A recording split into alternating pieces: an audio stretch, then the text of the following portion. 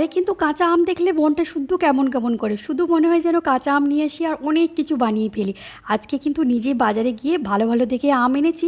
এই কাঁচা আমের সিজনে কত কী যে হয় আমে, কাঁচা আমের যে কত রকমের আচার হয় তার ঠিক নেই। আমরা তো মেয়েরাই কাঁচা আমের যাই হবে তাই খেতে ভালো লাগবে, কাঁচা আম থেকে শুরু করে আমের আচার সব কিছুই যেন আমের খুব ভালো লাগে। বাজার থেকে কিন্তু আজকে ভালো ভালো দেখে কাঁচা আম এনেছি, একটু লম্বা লম্বা টাইপের।